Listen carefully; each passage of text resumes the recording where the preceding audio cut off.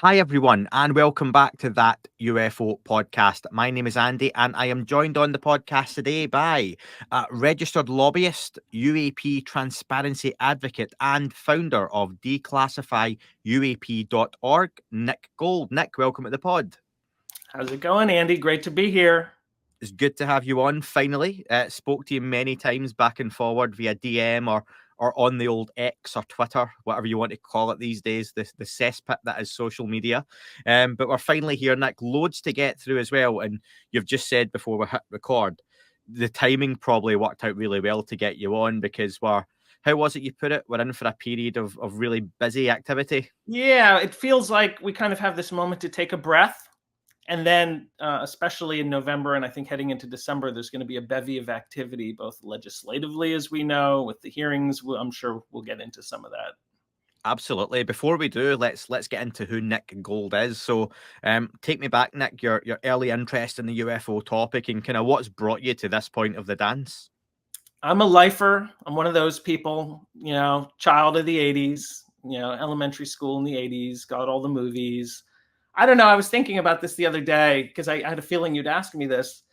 For anyone who's seen the movie Flight of the Navigator, which I've mentioned to folks before, was sort of like felt very activating on some level. There's this famous line, and the little kid who was about my age in the movie, he's got brown hair, American kid, and the robot / UFO says to him, "You are the navigator," and I was like, okay.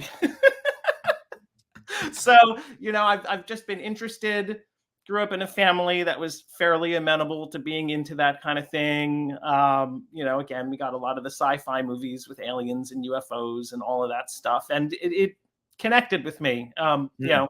Other interesting things that I was thinking about as well seemed to sort of plug into the overall worldview. And, I always the moment I kind of learned about it, even again in elementary school, because, we even got some good shows on TV and then into the 90s with X-Files and all that, reading books, learning about the military projects, all of that stuff going way back, World War II era.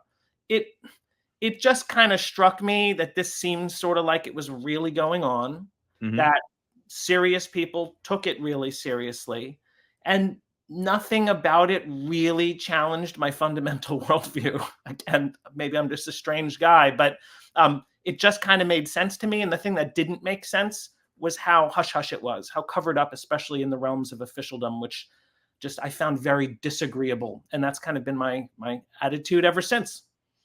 And you said your family kind of into the same kind of stuff, supportive? Are they very much like into the UFO topic, or is that just like, it's sci-fi, it's passable?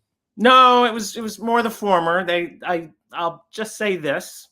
There were some things occurring in my somewhat immediate vicinity. Most of them I've only learned about in the years since. So there was sort of maybe that level of connection, if you will. And then my mom, she's very open-minded. She went to Woodstock. She was a child of the 60s, kind of got into new agey type stuff. So, there was just, that kind of open-mindedness in the household. Not that anything was really crammed down my throat at all. It was more like explore what you want, take your interests in their own directions and, make up your own decisions about things. And UFOs was one of those areas, among others, that I just really gained some fascination around. And that was okay. So you had like a freedom to go and kind of explore whatever took your fancy, which is very fair. And like I say, not to pry on private stuff, but when you say things were happening in the vicinity, are we talking family members are having experiences, that kind of stuff? Yes. Yes. Close family members kind of in the household sort of things. And listen, well, at the time I wouldn't have really associated them with the UFO issue, even though that was something I was into. I was kind of having my own set of interesting experiences as an elementary schooler, even. I was having a lot of lucid dreams, and that was always very fascinating to me. I've always been very interested in the nature of consciousness and what we are. Got into some of the kind of Eastern traditions and philosophies at a relatively young age, exposed to meditation, exposed to channeled materials, as people will know them. So a lot of these notions were around me, but there was also, some family members having some interesting things occurring that, were pretty visceral for them, weren't necessarily totally well received in all cases, a little, I think, frightening and confusing to people who don't have that background, themselves weren't raised in a totally open-minded, kind of new agey household, but a little more conservative, just typical, kind of setup. And as we know, certain types of experiences, even if they're not blatantly negative, can just be very confusing for people if they don't have a frame of reference for it, especially, and sometimes even if they do. 100%. Yeah, no, I definitely appreciate that. I've said before, not totally unrelated, I believe in ghosts. I never want to see one. And for me to see something that I would say or qualify as a ghost, I would be terrified, regardless of it being a quote unquote positive experience or not, is not something I would want to entertain. So you can appreciate how different people take that. And, and that's something I think we'll maybe get into, or it might not be for this conversation, but the overall UFO conversation, when people can be so extreme either way that it's completely negative or the phenomenon can be completely positive, can be quite off-putting for me. And that's, I suppose, especially when you've got folks who are very influential in the topic, when it's such an extreme and they struggle to see anything on the other side of it. And I don't want to bang the same drum, but someone like a Stephen Greer, who is so everything's wonderful and the military, the government are the big baddies and everything, it's too black and white. And I don't think this phenomenon is anything but. Yeah, no, nuance is, I mean, I honestly can't think of too many topics that require nuance more than this one. I'm reading this great book now. We don't have to dwell on it. It's about the discovery of germs. There was basically a 20-year period between like 1880 and 1900 where more scientific confirmation of microorganisms everywhere, on us, in us, around us, every breath of air that we breathe, this invisible presence, sometimes somewhat mundane and banal, not really affecting us negatively, sometimes causing major problems. And it's just fascinating to see that there were threads of understanding leading up to that, even for hundreds of years. But just the worldview of people about medicine and health and disease leading up to, but prior to the discovery of microorganisms, it's utterly bizarre when we look at what their beliefs were about the humors and all of the fluids in our bodies, and they would bleed people, and they had really no idea what was going on. I mean, it sounds utterly bizarre, and they took it totally seriously. And I think as we learn more about this topic, we're going to realize too that there was probably more nuance than this kind of cartoonified version portrayed. And especially looking at the government stuff. I mean, I worked in the media technology space for most of my career and had many different types of clients, from broadcasters and movie studios and pop stars and sports teams and all the folks who use a video, basically. And being here in Baltimore, which is right outside of Washington, D.C., I also had a lot of clients of various sorts, including some federal agencies and contractors who are the government types. And, most of them are just normal people doing their job, pretty patriotic. So I'm not one to really look at things in terms of black and white, and it has to be sides and so clearly delineated. I think that probably undercuts the importance of the issue and the level of attention that we really ought to apply to it, and thinking that ought to be applied to it. I tend to think a lot, and have for decades now, about sort of how one even builds worldviews around a topic like this when there's such little solid information. And I think what I always say, Andy, is we have to be very open-minded, but we have to marry that open-mindedness with this really strong discernment. And I think people sometimes almost fall into one of those two camps too much. They don't believe anything and they're very resistant to everything, or they just take whatever in that's kind of getting pumped into them. And we really need to think about these things and be willing to have a comfort level with not knowing the ultimate answers today. And maybe, perhaps, this is a topic that might not even really be possible for us to wrap our heads around ultimately. And we have to also, I think, find some comfort with that too. Yeah, that's a really interesting point. I've just been recording a podcast with a British presenter and podcaster, Matt Morgan. Not a UFO podcast, but he is someone with an interest.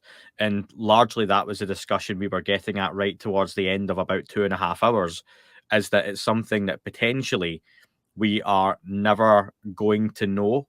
Or is it something we're even supposed to know that we can even comprehend? And is that something that people just have to be comfortable with, that the carrot on the stick's always going to be in front of us, but we're on that, ethereal treadmill that's just going to keep going round and round and round and never let us quite catch that carrot? So, but before we get to, into that side of the conversation, you've got a very grounded part, I think, you play in the overall UFO UAP scene.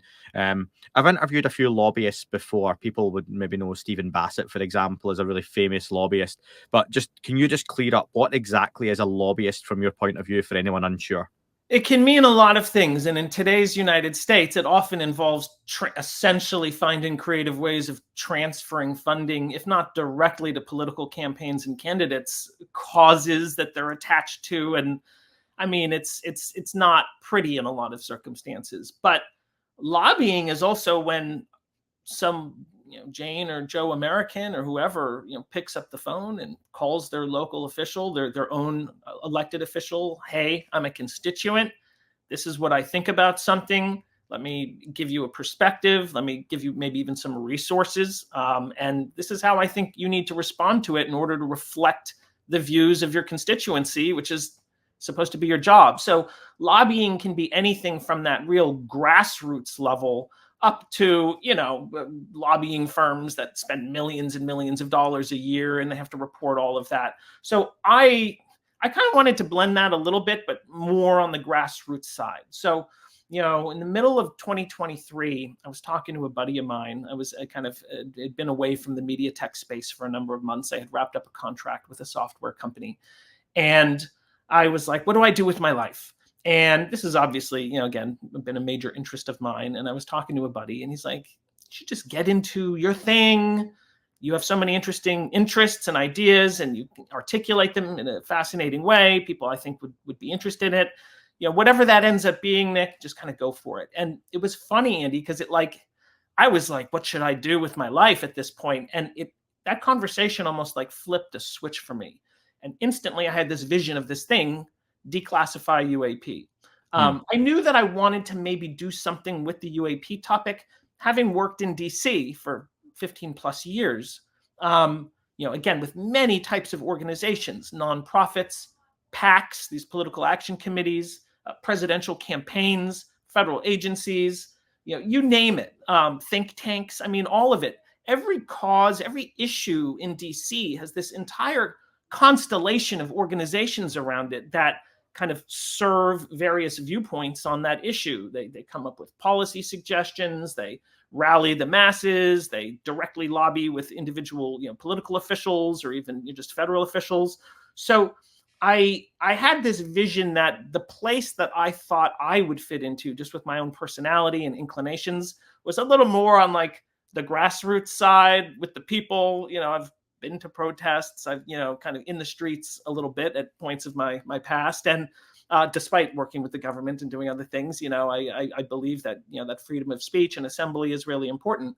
So I saw this more as a tool, Declassify UAP, in the website, declassifyuap.org, to rally the kind of broad-based support amongst especially American US voters. Like that was really my focus. How can I activate more engagement amongst just US voters to think of this as a political issue and then respond to it in the same way other issues have vehicles for people to interact with? The informative website, grounded information, the little form on the side, you fill out a few fields, you hit a button, and it sends a message to your own elected officials as a constituent. You're saying, this is what I believe, this is what I want you to support. I'd like to get a response from you on what your views are around this. And it just really didn't exist at the time. And that felt like the most comfortable point of entree for me. Now, I also had a vision, and we'll talk about this, that maybe over time, if this Declassify UAP thing was able to gain a little bit of a presence, a little bit of a foothold, some credibility associated with it, which, I didn't know how people would respond necessarily. And they've responded variously, but mostly very supportively. I thought maybe I could parlay some of that broad-based grassroots engagement and lobbying that I was more acting as a vehicle for, and then start to interface more with individual congressional offices and agencies and kind of be representing the masses, because I don't think any of those people really care about what Nick Gold has to think about this stuff. It was more like, it's not Nick Gold, it's every American who's now shown some interest in, further transparency around the UFO topic, declassifying at least certain aspects of it that are reasonable, which I think absolutely exist. There's paths to that. So that's started to manifest. And over time, as both through my campaign, through UAPcaucus.com, which is the effort of Lester Nare and Ronak Patel, who I do a lot of collaboration with, other organizations, other lobbyists like Stephen and others, New Paradigm Institute, maybe at a certain point I could actually start to interface and again, make it a little bit more about a personal relationship. And luckily, but maybe not luck, I guess it's just gone according to plan on some level. That's kind of all happened. There's now some conversations happening between myself and my collaborators with Congress. So, that was really what I wanted to do. And interestingly, I had sort of the plans for Declassify coming together as early as early June when I had that conversation with the buddy. But it was actually immediately the day after the hearing last year on July 26, 2023, which I was able to slip into. Got there super early, but which was amazing to kind of be there for that historic event. But it was like the very next day, I was like, okay, I'm going to figure out how to register as a lobbyist. It's not that difficult. You have to read some paperwork and figure out what the process is. It doesn't really cost much money. But I set up an LLC, which many lobbyist organizations are. I had to find contractors for the website, for the campaign launch video that we put together. And I wanted it to have a certain level of professional sheen. So, it took additional months, and I think we kicked it off at really just about the beginning of September of 2023 when Ross Coulthart kind of announced it in a tweet. And I was like, okay, we're going live. Ross mentioned it to everyone. So that's really interesting. You've put that across very, very well. In my head, so I'm a layman with that kind of stuff. And when I think UFO or UAP lobbying, transparency, grassroots level political work, I think a lot of effort for a little reward potentially, because I see the event that happened was outside Chuck Schumer's office, where there was the New Paradigm Institute that arranged a rally outside pretty recently. I think in New York at his New York office. Yeah. It was quite hastily arranged. There wasn't a lot of time and stuff, and it was attended by a relatively small number. And I think I said at the time, along with Dan, whether there was 2 people or 200 people, well done to everyone who showed up. But how does that reality transfer to what you're trying to do, that it can have a real impact and it doesn't end up a smattering of people outside an office? And again, optics is the word I use quite often, Sure. where people are looking at a bunch of UFO folks, which is what we are, when we boil it down. But when the general public are looking at a bunch of UFO folks outside Chuck Schumer's office, and in your head you've got placards and everyone's dressed like Harry Potter, and they're like, UFO transparency. How do you make that a real serious effort, a serious thing? Like you say, you want to build that it's not just that level, but you're literally in front of a Schumer, a Rounds, a Gillibrand, a Warner, having real serious conversations. How does that build? Well, it's a great question. It's like we've talked about, it's not really a black and white answer as far as I'm concerned, because I actually think those types of actions, including that one specifically, have a positive impact. Because first of all, there's no one showing up on a lot of days outside of Chuck Schumer's New York office about lots of other important issues. So it does demonstrate that some people, because they're not just counting how many individuals, they know that that's representative of something. They know that's representative of a number of constituents and just Americans broadly.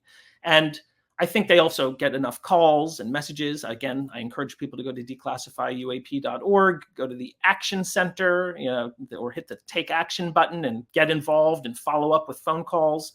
They're getting enough of that kind of, regular drumbeat of interest around this topic, where something else that pops, like, there's, a couple dozen people outside of my office holding signs, that's actually not causing any problems. That's actually also something that's useful. That's just another finger that's on the scale of demonstrating to these elected officials that there's interest here. And I think we can say this, on one level, that kind of a thing is also, it's not just to tell Schumer to do stuff, because he is. And it's probably positively reinforcing Schumer's interest and actions around this topic, which have been tremendous. But it's also, in a sense, voicing support for what he's done. We have your back on this. You have political capital amongst Americans broadly, amongst your constituents here in New York.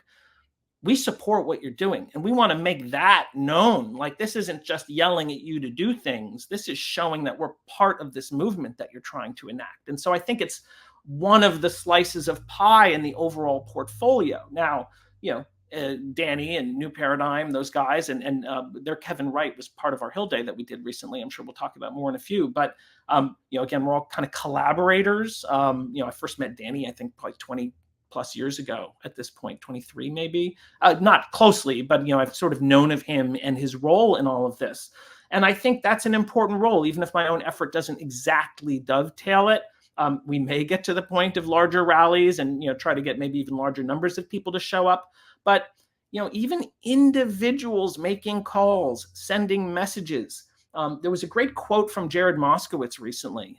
He said, when I'm just out at events with my constituents and stuff, or anywhere, the number one thing people come up to me and ask about is UFOs. That was actually also echoed by Donald Trump recently. He actually, I was a little surprised, gave a pretty interesting and coherent answer on some morning show Trump was on recently. He was kind of almost jokingly asked by the hosts about the whole UAP thing. And he kind of got a bit serious.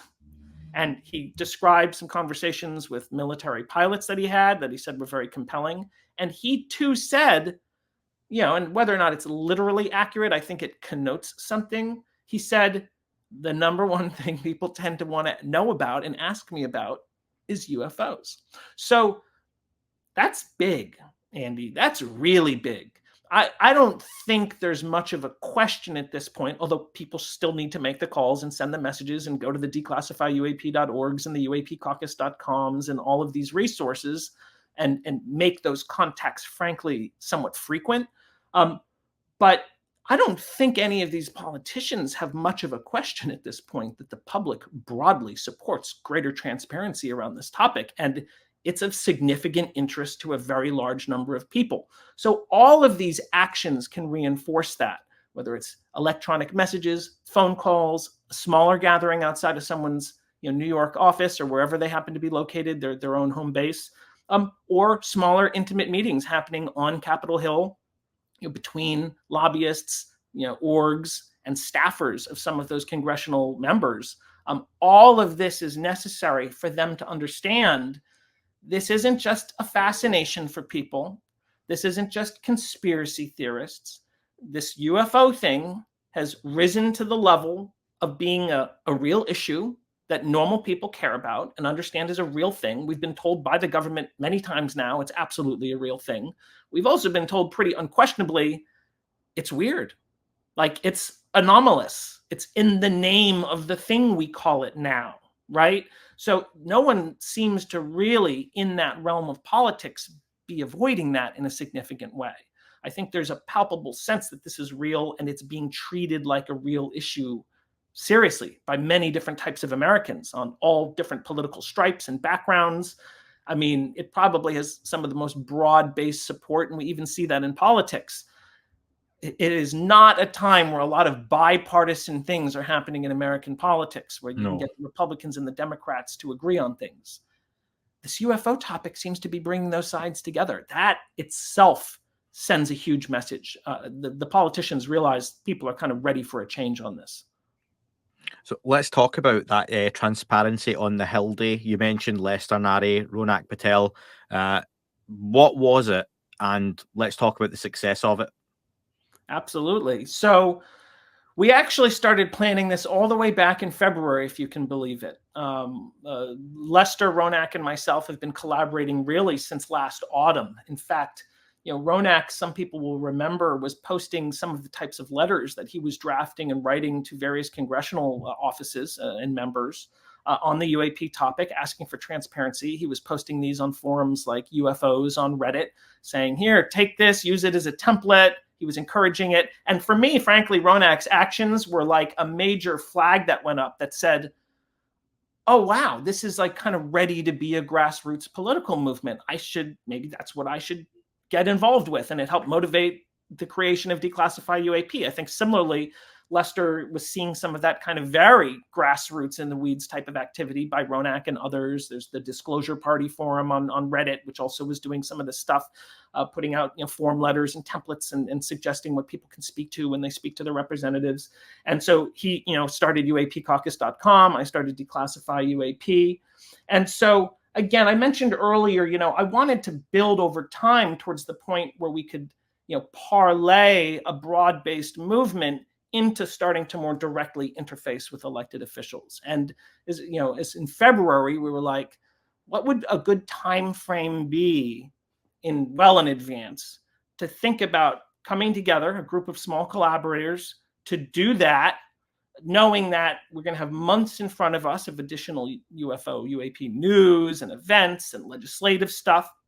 We kind of were thinking about the legislative calendar, what was going to be a time that was probably between the National Defense Authorization Act for FY25 getting introduced and when it was actually going to get passed. We wanted it to be sort of in that window of time to exert additional pressure. And strangely, the timing ended up being kind of perfect to the week.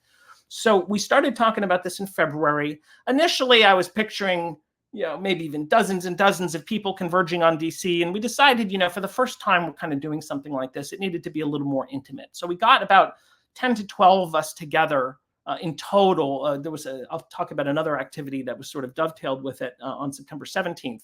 But we were planning this for months. We were brainstorming which are the key offices that are more attached to this issue, probably, that we want to really start to have direct conversations with, kind of be presenting ourselves as people who know the topic very well, have a very grounded and kind of sober take on it, a very specific way we communicate about it. You've probably noticed, Andy, we are certainly sharing our own ideas, beliefs, hypotheses about the topic. Like with Declassify UAP, it was very important to me, and Lester has taken a very similar approach, as well as Ronak and others, not to cram a particular answer about the question down anyone's throats in the way we communicate about it. It's more like we deserve some modicum of the truth, wherever that leads, despite the unknowns, as it's best understood, and in a way that's reasonable and preserves national security interests. The truth, wherever it takes us, that's what we deserve. And I think that was really well responded to by all of these offices. So we started putting out feelers, early this year. We had a few contacts with these offices. Ronak put in a huge amount of work to building contacts. We coordinated with their staffers, tried and frankly succeeded in many cases at getting to the right staffers in some of these offices. And I think we ended up, we had so many people in our group, we couldn't all be in every meeting. So we kind of divided and conquered. Again, the main day was September 18th. We also had a couple meetings on the 17th. Again, these are with congressional staffers on both the House and the Senate side. And one of the other, again, quirks, synchronicities, good luck that struck us was that there was also a fundraiser that had been put together for weeks and weeks to purchase copies of Elizondo's book Imminent and distribute them to Congress. And the fellow Greg, who goes by NH Ayahuasca on X, he was the brainchild of this. He did an exceptional job organizing it. It just so happened the day he planned to go down to DC was September 17th, the first of our 2 days that we were putting together these congressional meetings.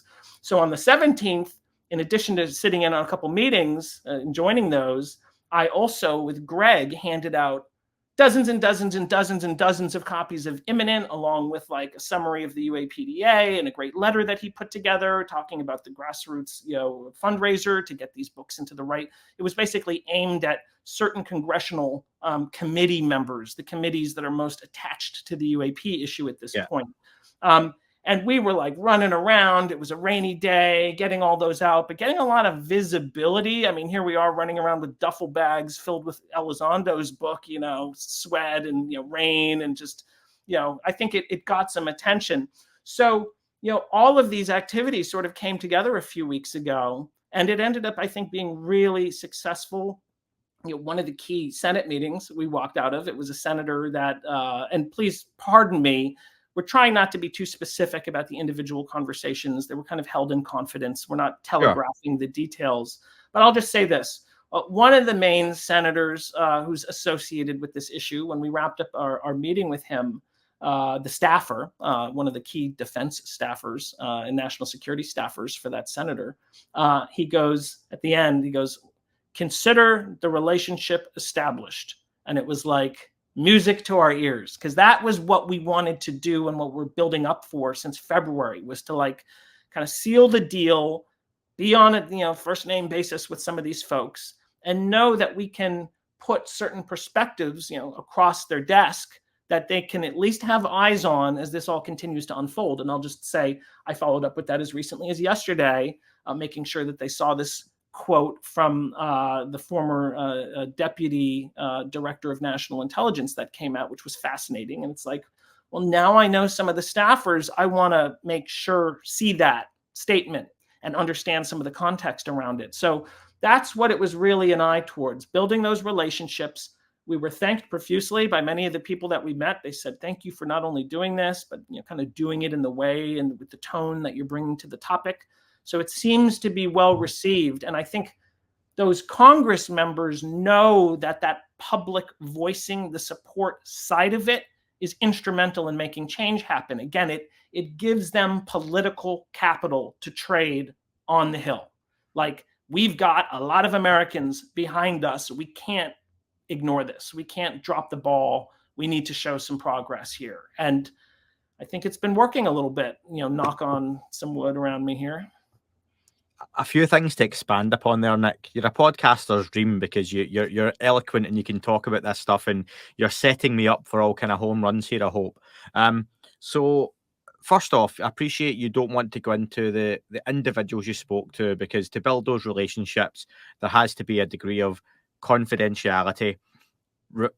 To be fair, there will be folks then, UAP transparency and keeping names secret doesn't go hand in hand. But from a common sense point of view, I appreciate you're building relationships and there's a degree of anonymity there for a reason. However, what sort of language is being used in those conversations? Are you, well, keeping it sensible? And I like that the truth no matter where it takes us tagline is probably quite a good one for an overall campaign. Are you getting to use language like alien, non-human intelligence, but non-human biologics? Is it that sort of language? Or is it still more high-level overview around policy, procedures, that sort of thing? No, it's a great question. And I'll be clear, we were posting pictures of like right outside the offices with some of the names. I mean, we met with Schumer's staff, we met with Round's staff, we met with Gillibrand's staff, we met with Schiff's staff, we met with Robert Garcia's staff and Moskowitz staff. I mean, we're happy to kind of share what some of those meetings were. It's just the individual details of the conversations and the staff members we met with, it was understood in advance. And this is sort of part of lobbying that, you can get more business done when they don't have to worry about being quoted verbatim. And we actually gave them all the opportunity if they wanted to issue a statement in association with our meeting. And pretty much everyone was like, no, we're kind of considering this a private conversation. And that's kind of par for the course with these things. But, no hiding of the types of officials we were meeting with and who they were. Yeah. And they understood that in advance. So when we went in, we wanted to have a good set of sort of leave behind materials that not only demonstrated that we know this topic really well, but that we're professionals and we can kind of, do this in a professional way, that other orgs would represent their issues. So UAPcaucus.com put together this terrific UAP Disclosure Act guide. It summarizes the UAPDA. It talks about the importance of very particular sections and what's in that legislation. And we actually, Lester made an incredibly nice printed copy, all like heavyweight paper and glossy and some color in there. And so we gave them a copy of the UAPDA guide. Some knew the UAPDA quite well or put it together and are the lead names on it. But other staffers we're meeting with, we didn't want to assume their knowledge base. And so maybe this could even be a useful resource around the office and get other staffers in the office to check out the website version and things like that. And also, again, to demonstrate that we understand the legislation. We know what's in there. We know the expectations that we have for why those things would be useful, and we can speak about those individually. And we kind of did talk about some of the individual elements with those staffers, and even ones that we considered our priorities and things that really seem, if this isn't all going to happen at once, what seems like it should be kind of a lower hanging fruit kind of thing.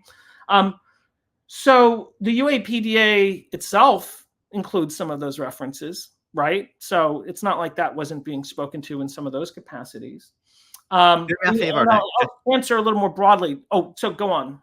No, just in case, because you mentioned the UAPDA. If anyone's listening to this and a little bit newer, do you want to just quickly summarize what the UAP Disclosure Act is? So the UAP Disclosure Act, or the UAPDA, is a very significant bill that was put forth, actually not this year, but last year, and a portion was passed last year, a very important provision, put forth by Schumer in the lead last year, with Rounds as the co-sponsor. They kind of switched roles this year. Rounds took the lead and Schumer is the co-sponsor on it, but it has Gillibrand and Heinrich and a few others on there.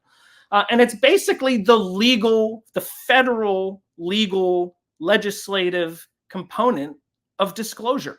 And when we talk about disclosure here, we're talking about government disclosure. We're talking about the authorities, the government, the people in charge actually being truthful about the topic. Some people are like, oh, we'll never get disclosure through the government. Well, I think a lot of people already know these things are real. They're having experiences, they're seeing them. For me, and I think for some of my colleagues, what's important is having the realm of officialdom, confirm what reality is and give us at least a sense of what the heck is going on, because it's not just military pilots or whatever dealing with this. It's average citizens are seeing these things, encountering them, having other types of very interesting and outlier experiences that get kind of lumped in. So that bill, did a number of things. It essentially defines a lot of terms like non-human intelligence, technologies of unknown origin, and frankly, with law, just having definitions of things is really important. It also speaks to the fact that this legislation comes from certain Congress members getting access to certain information that has yet to be shared with the American people, that says this is real and needs to be dealt with. There was a component about all federal agencies, every federal agency needing to hand over all records relating to the topic of UAP, whether they're unclassified or classified, to the National Archives and Records Administration. That was kind of based on the JFK records law that was passed in 1992. That part actually got passed last year. But one of the things that was in the JFK bill and was in the original UAPDA was sort of an enforcement body that the president and Congress puts together that has subpoena power and can kind of do an investigation to make sure the agencies are giving them all the material that was mandated.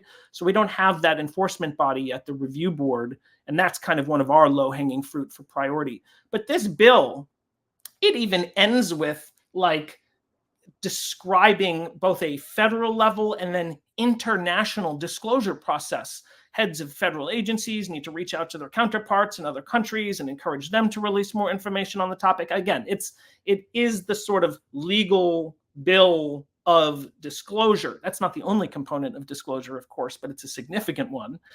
Our country runs on laws and regulations, and if it's not written down on a piece of paper in very legalistic terms, it's like it doesn't exist. Anyone who's ever bought a house or a car knows that. So, that's an important part of all of this. And I'm sorry, I got a little distracted there talking about the UAPDA, but where were we as far as the broader conversation? Oh, so the meetings. So we wanted to convey our knowledge of the UAPDA and what portions of it we thought were particularly important. And again, if you can only get so much passed, we're really pushing for that review board with its subpoena power to get approved next, if possible. As much as possible, but if they do need to do some horse trading, as we would call it, make sure that review board is something that gets in there, because it's an important stick. We need some carrots, but we also need some sticks, and we need some people investigating. And the review board was apparently very important when the JFK records were being delved into and continue to be. They actually treated it like a real investigation. They interviewed people at agencies, and it did lead to more materials coming out. So we had that leave behind.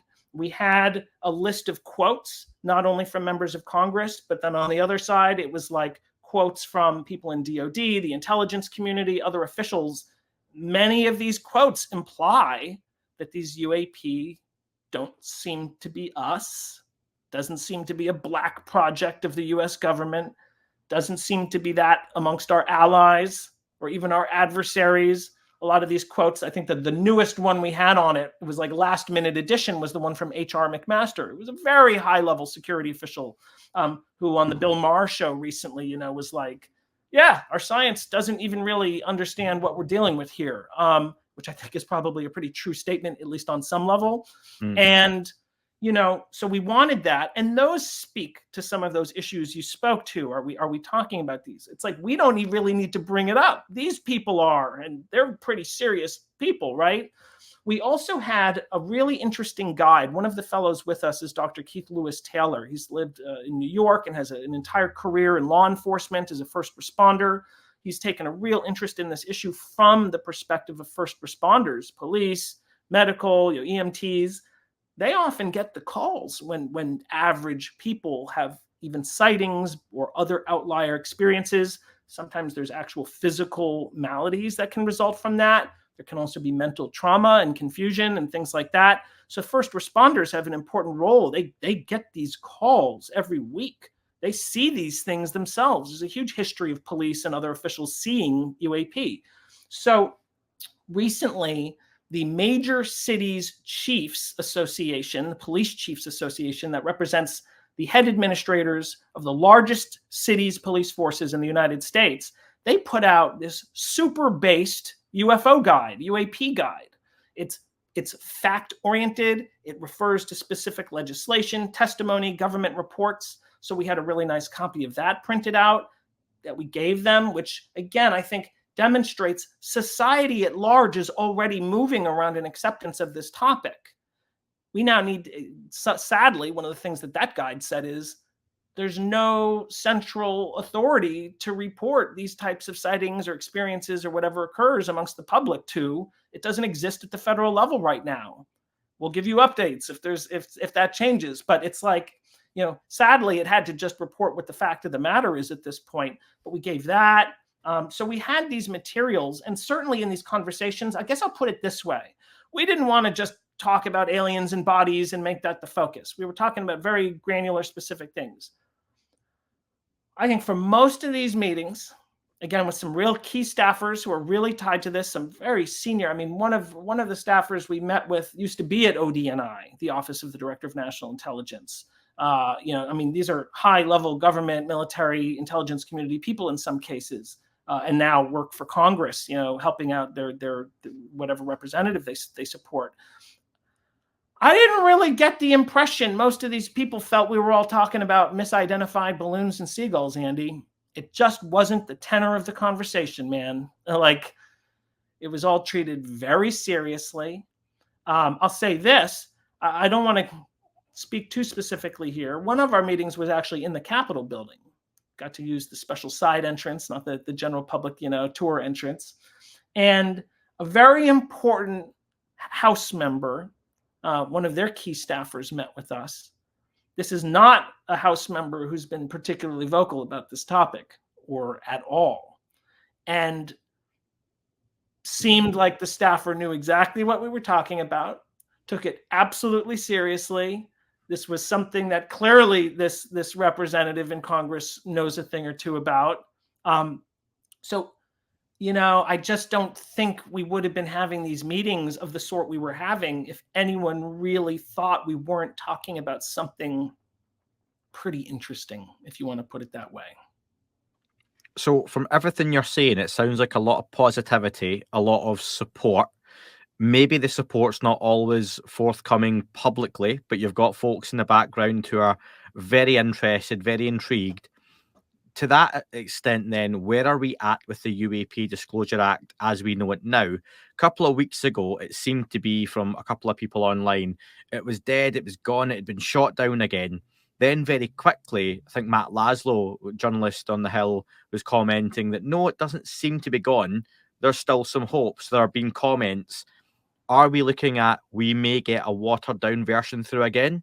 Are we looking at the main bill may still go through intact? What's the situation currently, Nick? Well, let me actually rewind before I answer the specific that you asked, because as I just mentioned, a portion of the bill did pass in December for the last fiscal year, which we're currently in, the FY24 NDAA. And we have a deadline coming up, roughly October 20th. There's probably going to be some delays, and it's not necessarily that the public will understand what's occurred even by that date. But October 20th is the date the federal agencies are supposed to collect all of their UAP records together. They've had 3/4 of a year to do it. And they need to hand it over to the National Archives and Records Administration, NARA. And NARA needs to start to review them. And within 30 days, make at least the ones that have been deemed okay to declassify available in a physical collection. So myself and probably others will go down to National Archives and start going through some of the materials that they've received that we're allowed to see. And then I think they have 6 months to digitize records. So it'll be into like early next year, middle of next year, that those will get added to the website that NARA already created, their UAP records collection, which includes some documents that they already had at archives. And hopefully we'll start to have more and more and more that get digitized and added over time. So part of what will happen next with the bill is things occurring that actually were part of the bill that got passed last year. And I think that's something people need to keep laser focused on. I actually put in a FOIA request to ODNI recently on what's the current assessment on all possibilities for the nature and origin of the outlier unresolved UAP, the UAP that appear highly anomalous and apparently technological, the ones that appear as some kind of advanced aerial vehicle, as they're sometimes called. And what ODNI told me is they expect that that assessment will be included in the documents they hand over to NARA relatively soon, within the month, potentially, if they keep to the timeline. So part of the UAPDA unfolding and additional pressure that can be brought to bear this year is kind of the enforcement and interest generated by what will be occurring over the coming weeks. So the other components that we talked about, the review board, the kind of both federal and international disclosure process, even some of the definitions themselves didn't get passed last year, and those are critical on some levels. We would hope some or all of these things. There's also that eminent domain clause that says, just asserts the feds kind of can come in and claim these things if there happen to be remains that might be in the hands of a contractor or something. That technically exists without it needing to be reinforced in the UAPDA. That's the feds already have eminent domain, but it's stated there. So we might get one or two more of these things. We thought, and what we were pushing for even a few weeks ago when we were on the Hill, was that there was this thing called the manager's package being assembled. And it was for the Senate's version of the bill, because, especially if you're not an American, but even a lot of Americans, can lose sight of this. We have both the House and the Senate. And when major bills need to get passed, essentially each of those two bodies in this bicameral system, as we call it, passes their own version of the bill. And they often have a lot of similarities, but they also can have a lot of differences. The House had already passed their NDAA for the year, and it didn't really have UAP stuff in it. So this was really about getting the Senate. And most of the UAP legislation from the last 4 years now has been through the Senate's version of the NDAA, as well as the Intelligence Authorization Act, the IAA, which kind of gets crammed into the NDAA most years. So we were, obviously pushing for more of those specifics to be included. And we thought that the vehicle that was going to happen would be by them getting included in this manager's package of sort of amendments to the NDAA. The manager's package actually ended up including the IAA, but only a small number of additional amendments got added to it that hadn't already essentially gotten approved by the Senate. It was something like 8 or 10% of amendments that got proposed for the manager's package got included, which means most amendments they just didn't even touch or have the time or the bandwidth to get into. And unfortunately, the UAPDA didn't make the cut. It's not necessarily like it was targeted. Again, something like 80, 90% of the proposed amendments didn't make it into the manager's package, things related to more mundane business, I think you could say. So luckily, there is some UAP language in the IAA that got included in the manager's package. But we were thinking the manager's package would be the vehicle by which the NDAA with the UAP legislation and the UAP Disclosure Act would kind of get introduced into the Senate's version of the NDAA bill. Didn't happen.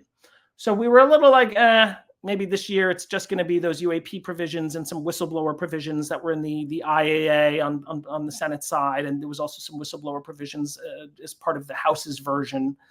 But then we heard this from Rounds a number of days later. Don't give up all hope yet. And the reason is, Andy, is because, frankly, when the House and the Senate need to hammer out a standardized version of the NDAA bill and the IAA, the Intelligence Act, that gets pulled into it, they're kind of like in back rooms, behind closed doors, negotiating, horse trading, right?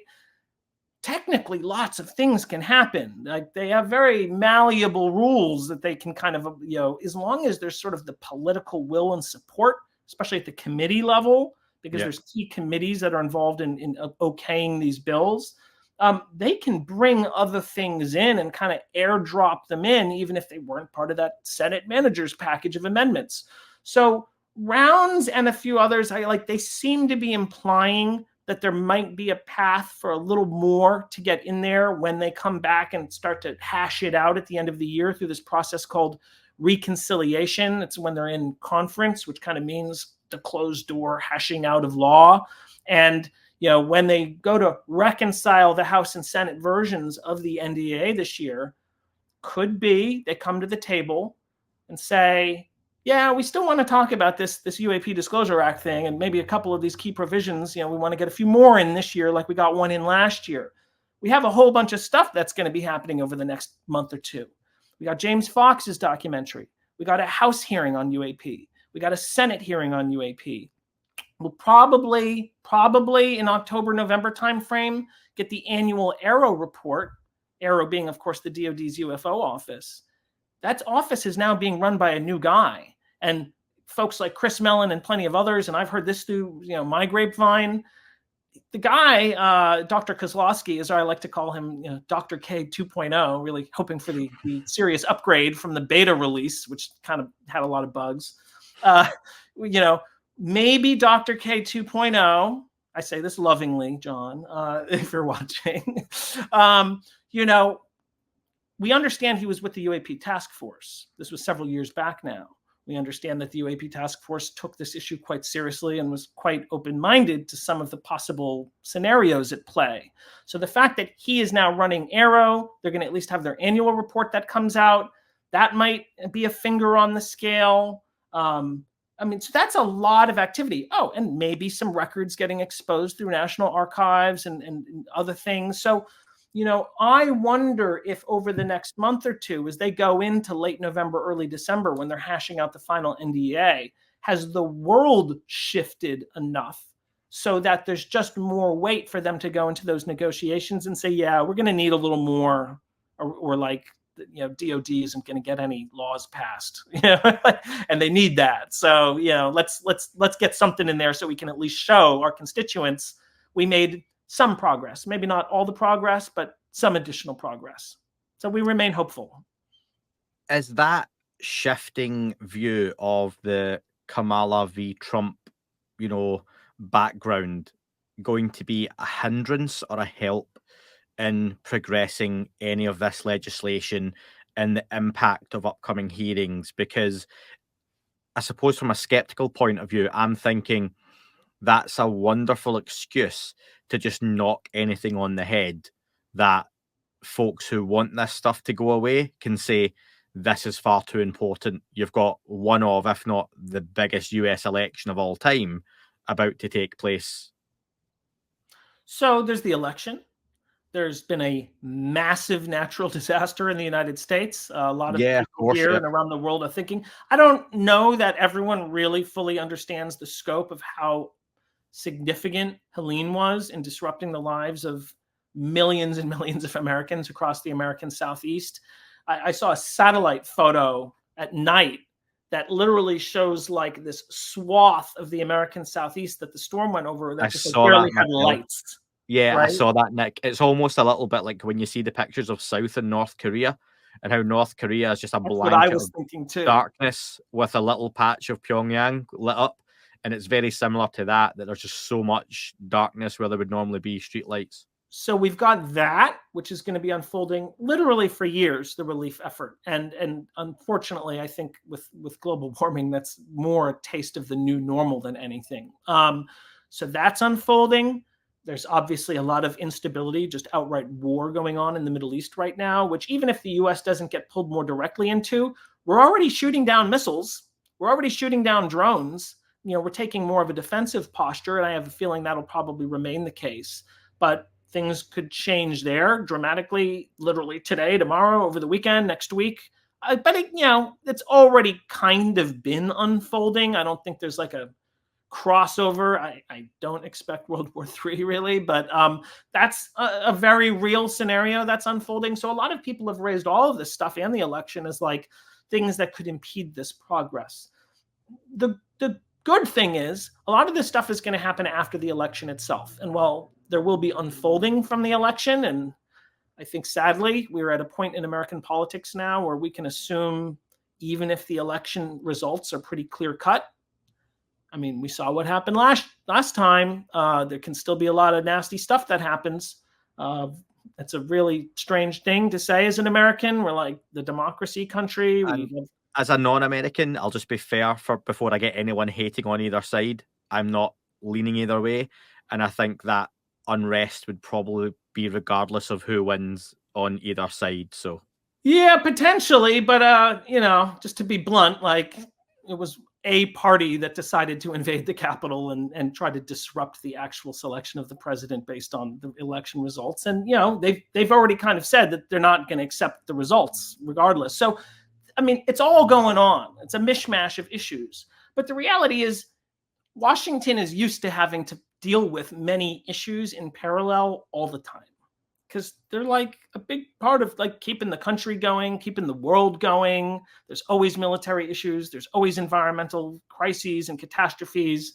There's always random political things. So I actually think doing the hearings after the election day itself is really good. We've got at least a week and a half, couple of weeks before the House one.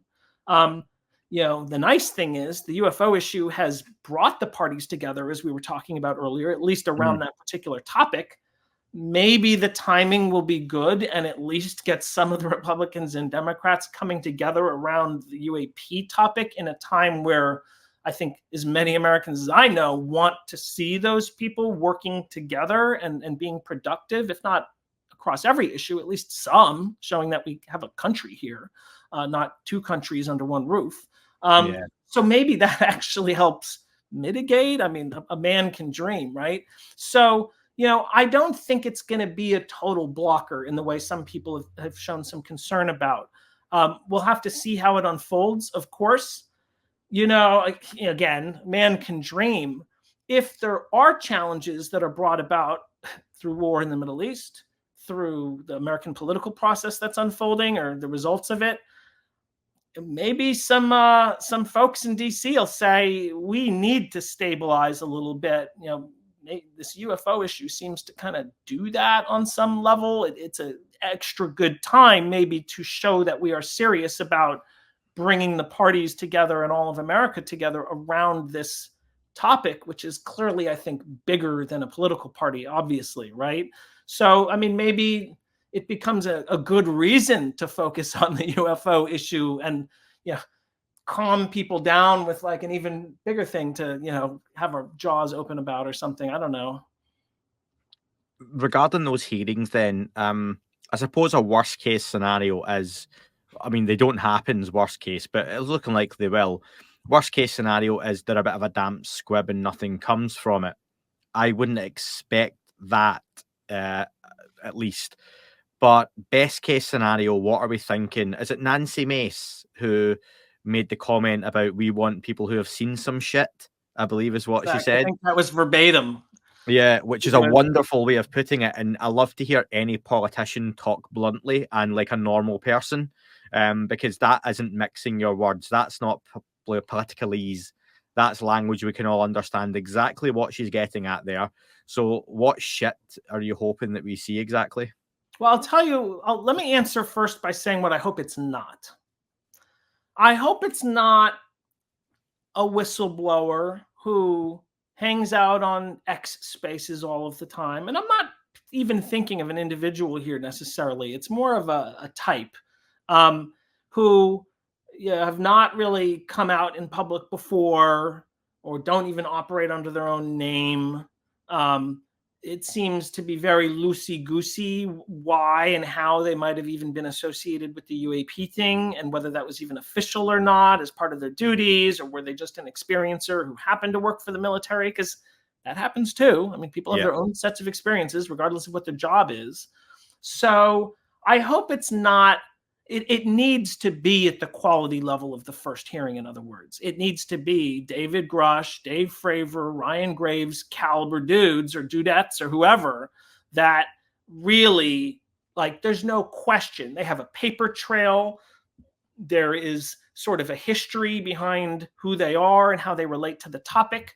They have some just level of inherent credibility associated with what they're saying. So anyone can say, I've seen some stuff. I mean, I've seen a UFO out my window right here, Andy. I had a sighting in 2020. It was very strange. I've described it before. It was very visceral. I shouldn't be in front of Congress testifying. I've seen some shit. So it needs to be a certain level of officialdom. I hope what she was implying is people who have a credible reason they can claim to have been involved in, as we call it, the program, the legacy program, other UAP investigations, perhaps like the UAP task force, which had access to at least some data that clearly was very interesting, even if it was not the legacy program as it's sort of mythologized as. It needs to be someone who comes to the table. Now, I think it's interesting. I don't know at all who they have in mind. I think Rep. Anna Polina Luna said something like, "Oh, you UFO people are going to be happy with some of the folks that are coming to the hearing, showing up, testifying." She had some like little throwaway comment. I don't know how to parse that. Again, I hope it's not like a UFO lobbyist who we've all known for 25 years and says a lot of stuff, or even someone like me or my colleagues. It needs to be like someone who has served in an official role and, again, has the weight of that behind them. I thought it was interesting that Hal Puthoff is in the trailer for James Fox's new documentary. He says a very interesting comment. It's a little difficult to parse, and maybe this was by design. I don't know. He says something, Hal. He says, I would go to prison to tell people all of the things I've seen in the program. So first of all, he's saying I've seen things in the program, referring to the legacy program. I think how many people, were like, well, if there is someone in public associated with this topic who sort of gives off that air that they've been more directly involved in that way, Hal would probably be at either the top or very close to the top of that list for a lot of people. He seems to sort of be confirming that in that very brief statement. I'm sure it's a fuller statement that he makes in the doc, but it's difficult to understand if he is saying more like, if I did do that, I would end up in prison. That's the way I've taken the statement, Nick. That's sort of what the tone connoted to me, but the words were, I would go to prison to tell what I've seen in the program.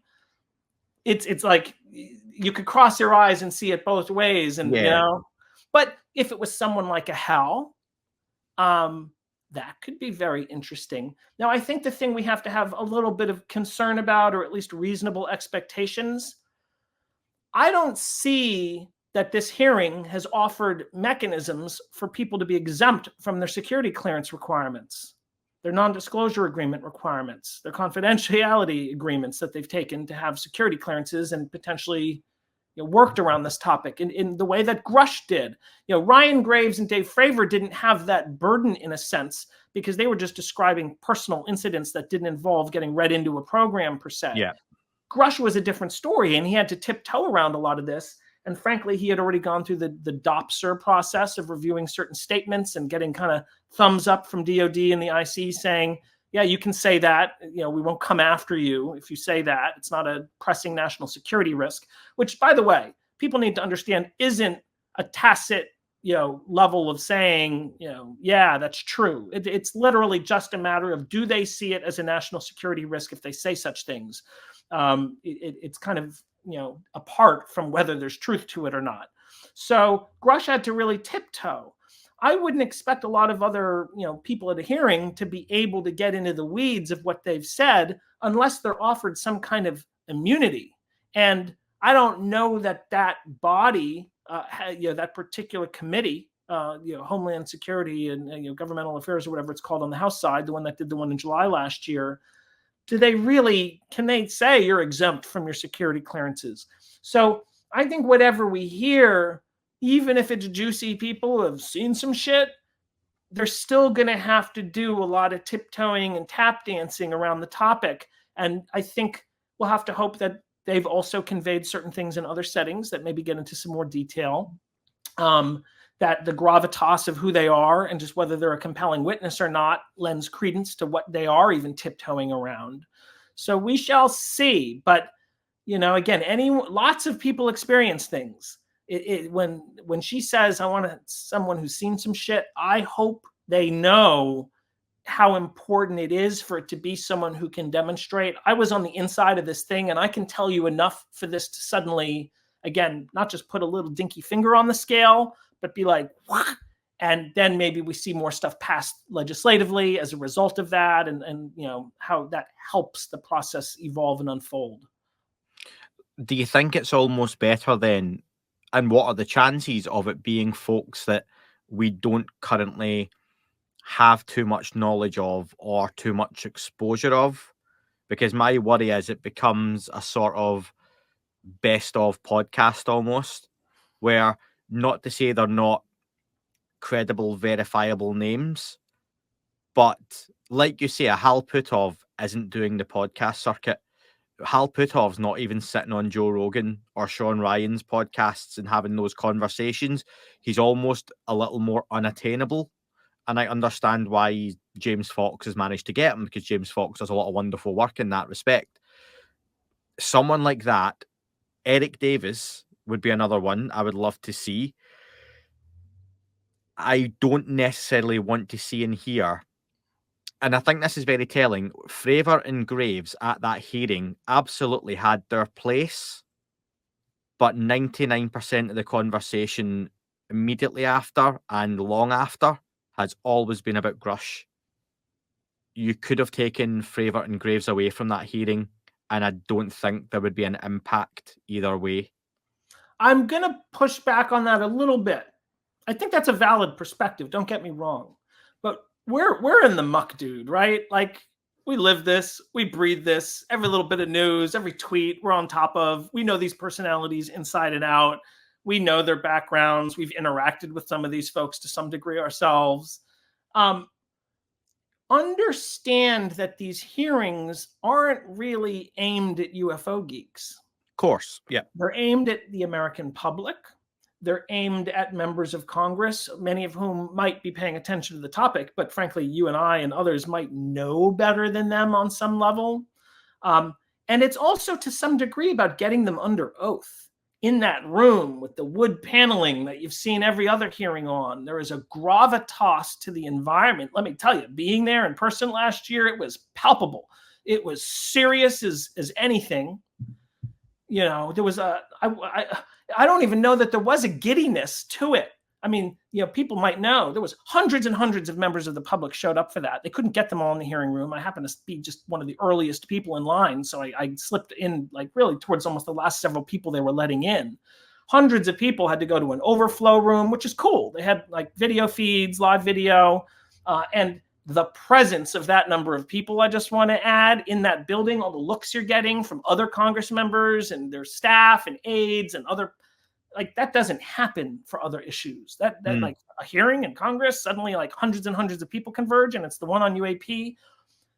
All of that is important to the event itself having kind of an historical weight to it and getting things accomplished. As I said, also does the being under oath part. So like, let's say there was a Carl Nell there. We've heard Carl at Seoul. We've heard Carl at the SALT conference. But if it, and I have no idea if Mr. Nell is going to be testifying. I'm just throwing him out as one of these people that like the circuit sort of knows a bit about. But the reality is he's been pretty quiet about what his actual level of personal awareness around the topic is. I think a lot of people, including myself, have read the way he conveys himself as more than just chatter that he's picked up on. Like, he might have some sense. He was on the UAP task force. We know this now. So he had some level of firsthand access to classified information around the topic, right? So having someone like Anel under oath, maybe going a little bit further in some of the statements than they've previously made, that could be really useful, I think, if the overall set of parameters, paints it in such a way. If it's someone that we've heard and they've told the same story on a bunch of podcasts many times, and it's kind of more peripheral, and the things they know that go beyond a particular experience they've had are really from conversations with others, I don't know that really helps so much. And they got to keep it focused on people who really move the ball down the field and get us closer to the end zone. It needs to be very tangible. This will help these goals in this way, not just, oh my God, I can't believe some guy said that about UFOs. It's like, how does that get the ball down the field a few more yards, or much closer to the end zone? So let me say then, Nell, I agree with. He's not been overexposed, and I think he is given little bits here and there. In the few appearances we've seen, I would be really happy with Nell. And I will say then, I'll retract what I said. Maybe I was unfair about Fravor and Graves. I suppose I was talking from a UAP UFO geek point of view, where we've seen the build up. It's almost like seeing the trailer for a movie and going to see the movie, and it's just all the good bits of the trailer. That, I suppose, would be for us. But most folk who aren't movie geeks are happy to go and watch the film, but we're going to see the film and go, I've seen all these bits already. So I'm looking for like a Nell, a Puthoff, a Davis, those types of characters on a stand to really push it. Or maybe people like him, again, they don't have subpoena power, so we have to assume it's cooperative witnesses to some degree. But so what are they? What I'm going to say, Nick, to be fair, so it's unreasonable or unrealistic then to expect they're going to pull person X out of nowhere who walks onto the stand, and it's the equivalent of Brett Spiner's character in Independence Day, who's going to stand there and say, I've been underground at Nevada for 25 years and I've been working on non-human craft. That's incredibly unlikely, isn't it, to get that level of exposure testifying still? Is that unrealistic? But here's the question, right? Let's say it was some random scientist they pulled out of sub-basement, B42, and it's got the hair and whatever, right? Would that really help? Like, the public hasn't vetted that person. We don't know really much about who they are. We don't know to what degree really Congress vetted that person. They might have very little official history. They probably don't have a LinkedIn page with all their gigs. Would that move the ball down the field, even if they said intense things? Maybe, but it's like there's such a complex set of dynamics at play. Keep in mind, these are political events more than legal events in a sense, right? They have a political set of goals that they're going for with these. So I think like seniority counts, right? Like Fravor and Graves were senior members of their squadrons. Fravor's like the real life version of Tom Cruise's character in Top Gun movies. Like, and then again, to get someone of that caliber under oath recounting the story in detail, and him saying there's no way that was something we have flying around, it just wasn't. I think that carried a lot of weight. So they have a lot of people to pick from.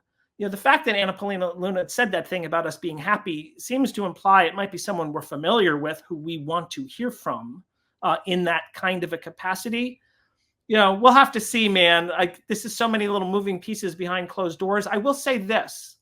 I'm glad I'm actually kind of thinking of this, because it's a point I wanted to make today with you. We often think about like the dirty details, the program, the layers of obfuscation that have existed for 70, 80 years. The UFO thing, there are some elephants in the room that we often avoid. Very big, obvious things. We talk about, oh, all these senior people aren't read into every detail of the program. Well, senior people at DoD running federal agencies aren't read into the details about almost anything. They're like administrators of some of the largest organizations on the planet.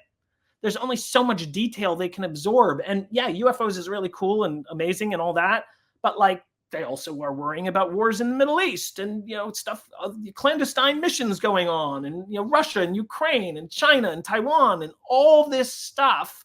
It's unrealistic for us to expect that they're read in on the details of these things. What we need to be more willing to acknowledge is that probably more people than we realize are read in to a certain kind of estimate of the situation, sort of like, this is our intelligence assessment about the UFO things. It's got a TSSCI code word or several associated with it. And this, I've been beating this drum for a while, and I think we'll talk about it, I'm sure, that we got a statement yesterday that reinforces this notion, I think. Some of the people running these agencies seem to be getting told that this UAP thing might consist of some interesting possibilities, or does, or is known to potentially. And that's the elephant in the room, that we don't want to accept that, like, some people who run intelligence agencies seem to be getting told to some degree what's going on. And it's a very limited number of individuals, maybe even like the heads of the agencies and no one else at those agencies, which seems to speak volumes. I'd like to talk more about that in a few. But like, here's a crazy idea. How about you call Avril Haines, the director of national intelligence? For us to think that she hasn't seen some shit relating to UAP is utterly naive. She runs the intelligence community. We learned yesterday that she's absolutely gotten the UAP briefing, it sounds like. She ostensibly sits on top of all 18 plus agencies in the IC, maybe 19, depending on how you slice it. Which National Reconnaissance Office we're talking about at any given moment. But why not call in the head of the IC and ask her, even if you don't think you're going to get an answer out of her, ask her point blank. So what is really the intelligence assessment on all possibilities for the nature and origin of these highly anomalous UAP? The ones like the Tic Tac, the one that Scott Bray, who was essentially running ONI at the time, that the UAP task force reported to. We know this. We have their org chart. Scott Bray sits on top of it. He implied, he was asked about, are there any UAP, this was in 2022, the House intelligence hearing that Andre Carson ran. He was asked by Rep. Rick Crawford, so any of these things seem unnatural or non-human? He literally takes a breath and he goes, well, I think the incident everyone's familiar with is the 2004 Nimitz incident. He goes, and again, he says, I think everyone is familiar with it, as in the story, the version we've all heard is kind of what happened. He says, we have data on it, implying ONI, the IC, something Kirkpatrick denied, by the way. And he says, and it remains very difficult to understand. Again, and he's and it's technically unresolved. Certain people know what unresolved might mean in the government's thinking. They're more obvious than obscure characters. It's Avril Haines. We have 3 DNIs now who have said crazy stuff about UAP publicly.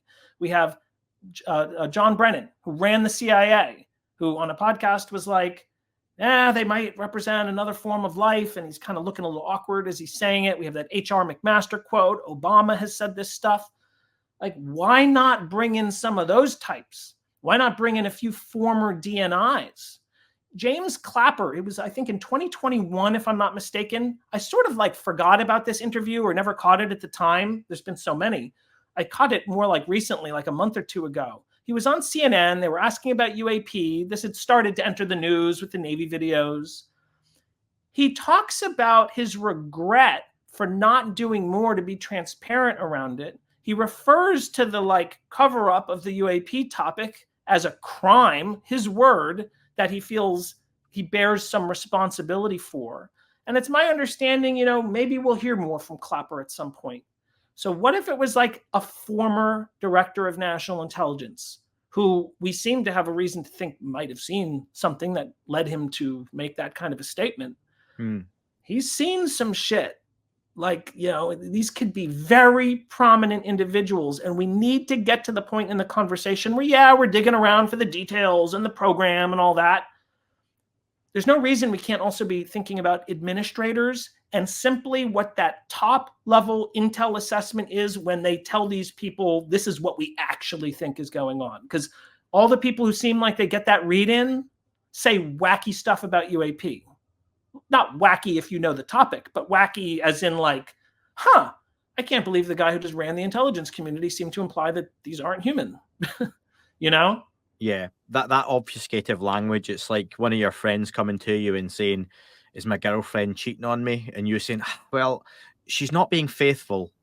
I'm not saying she's cheating on you. And you're saying the same thing, but that's what we're kind of getting dancing around it.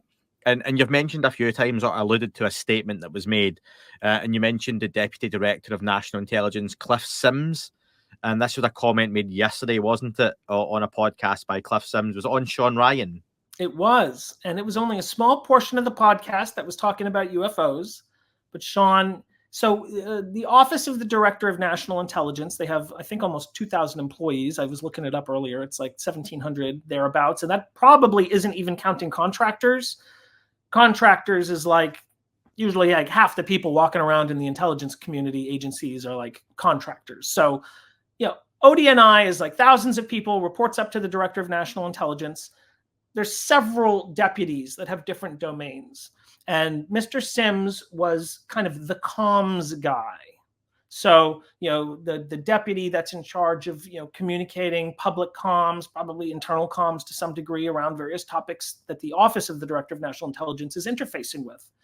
Now, what's interesting, he says, when he was there, and this was when Ratcliffe was the DNI, and we've heard a statement from Ratcliffe that frankly came not much later after this event that Mr. Sims describes, was when Ratcliffe said that thing, I think on Fox or something about UAP. It was like kind of eye-opening, where he implies kind of it doesn't seem like it's us or our enemies or our allies. So he talks about a day that apparently Ratcliffe got the UFO briefing. And he said normally the deputy DNIs like himself and the others would get read into that. I mean, you have to think, this is a big federal agency, you know, a couple thousand employees probably with contractors or whatever. They sit on top of the intelligence community. They were created in the wake of 9/11 because there was too much stovepiping in the IC, and it led to things not getting followed in the correct way. And 9/11 happened, and it was a real big problem for many reasons. So they created the DNI kind of to both coordinate and also have some like oversight of these 18 plus agencies of the intelligence community. I think an important role. Again, thousands of people just in that office, you know, and they have important divisions, the NIM aviation and some other key areas, maritime intelligence. They're really supposed to be getting everything that boils up from the IC, and then they put together the intelligence briefings for the president on a daily basis. So it's an interesting scenario he describes. I have to re-listen to it. I don't even know that he was clear about who briefed the DNI on UAP. It sounded a little vague to me. And it's like, I'd like to know who that was, even what organization they represent, right? So some person comes in, and instead of the typical group of characters at ODNI getting that briefing, including the deputy directors, nobody else was allowed to get the briefing other than the DNI. Now think about that. What could be conveyed in a briefing of significance to intelligence and of significance to not only the individual, but their entire agency that runs the intelligence community, that could be conveyed in such a secret light, but only the person running the agency needs to know it, or has a need to know, or is deemed to have a need to know? So it's clearly not like some operational thing, like you need to like suddenly have people assigned to this, and they need to be doing this, and this is who they need to be coordinating. It was like something of real sensitivity that only one person running the org is allowed to hear. That's a little interesting, right? They got a briefing, a read-in, what you call when you get kind of, you literally read a document that brings you into a compartment under TSSCI, the sensitive compartmented information. We can assume the DNI probably got some eyebrow-raising information, because again, not long thereafter, he went on the news and conveyed eyebrow-raising, things that he had been read into. He even said there's many more of these sightings than the public knows about right now. It's like, Jesus, dude, give us a tease, right? So, Sims, as the deputy, describes no one else got the UFO briefing other than Radcliffe, which is just so strange. Like, it's hard to even think about other topics that wouldn't need to involve the cadre of people that the director has to charge to deal with stuff of a more operational concern. So it would have to be something that's like really top level, right? It's probably not going too into the weeds. It's probably like, this is the assessment. I like, what could it be? Like, yeah, so I mean, this is how I think of it. It's like some kind of acknowledgement of what's going on. It's being worked on. Don't worry. You don't need to like reorient your staff. We're not ready for you guys to like have more of an active involvement. Like, maybe they are told, yeah, there is a group that's been looking at this, is looking at it. Maybe it's like, yeah, if we figure anything out, we'll let you know. Like, if we ever got marching orders here, you need a drink, man. Like it's hard to imagine the scenario unless it was some like thing, like even from a perspective of like continuity of government, like only one person needs to know about it until the moment that more people need to know about it because some dynamic has changed. So I'm not trying to say necessarily I know what was conveyed, but when you hear Sims's story and how that just was unlike his experiences with any other mission critical, sensitive, crazy intelligence thing, stuff involving Russia, Ukraine, China, other enemies, terrorism, you name it. And like the UFO thing of all topics was handled in a different fashion. It's like, as I said online the other day, and I've thought this for years, sometimes there's a hole of information, right? We get all this stuff around the sides, and then there's like a gap, like just a missing portion. But we still have sort of the shape of things around the gap. And I think sometimes when you look at the shape of the hole itself, it can at least indicate what might be inside of that hole. And I think when you look at stories like Sims's of the day Radcliffe got the UFO briefing and how odd it was handled relative to anything else, I think it gives us a little more of the contours around that hole, and it tells us this would have to be something really significant, probably maybe the deepest secret in the world, possibly, that level of secrecy, but like something almost so big that like there's nothing you as the guy running the intelligence community we can really think you need to do about it right now. It's bizarre. Nick, I think that's a good place to wrap up. And for those listening, the breakdown you heard a few days ago, I am just about to go and record with Dan. So, Nick, you've been wonderful, and I will definitely have to get you back on to cover a whole load more topics. To be fair, a couple of weeks we've got those hearings kicking off. So, as and when we get more info, it'd be good to have you back for that. Do you want to just wrap up by letting folks know again how about declassifyuap.org and what they can do to help out? Absolutely. So voila, this is the URL. .org is the main one, but I got every variation of the name because, I wanted to start Declassify UAP like Save the Whales or, something like just the name of the org needed to be what the call for action was. And like no one had thought of Declassify UAP. So I have every variation of the domain name. So go to declassifyuap.org or .com or .net or .us if that's your preference. Go to the Action Center, please. Take action as a U.S. voter. Reach out to your elected official. Send the message. Follow up next week maybe. It's a good time ahead of these hearings. Call their D.C. office. We give you some talking points. You certainly mention the UAP Disclosure Act, encourage them to pay attention to both the House and the Senate hearings. Now is the time for people to do that, even though it feels like a little bit of a quiet period. It's about to not be a quiet period. I also recommend people go to uapcaucus.com, Lester's org that he does with Ronak. New Paradigm Institute, they have a messaging tool. I encourage people to use all of the tools that people have put together. So New Paradigm Institute is a good one. The Disclosure Party Reddit group, staying active on X. But, we can't do anything of significance without having linked elbows with literally thousands and thousands and thousands and thousands of other just people who are concerned about this. You don't even have to have a conclusion you've made. You don't have to think it's aliens or this or that. All of us are pretty neutral, frankly, as far as how we communicate to the elected officials. It's about more transparency wherever it takes us. And I think that's a message that even theoretically a skeptic could get behind if they're truly approaching it skeptically. That was very intentional in how we designed these campaigns.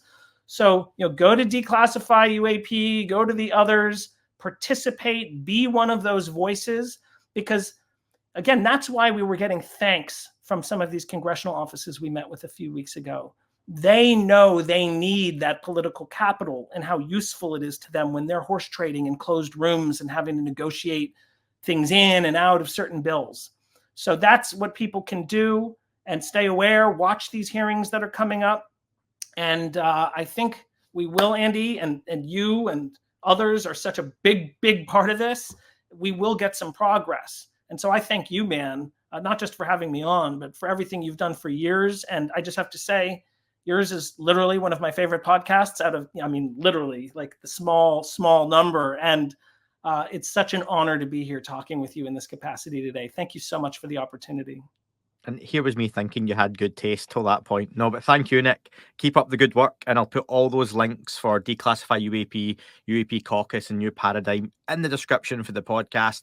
I'll make sure to get Nick back on very, very soon as well, folks. So thank you very much for listening. All for this episode. Thank you very much for tuning in. Don't forget to leave the podcast a review on your chosen platform. Apple and Spotify do make a huge difference to the algorithm. If you're checking the show out on YouTube, please don't forget to like and leave a comment on here as well. Any sharing you do is very much appreciated on any social media platform.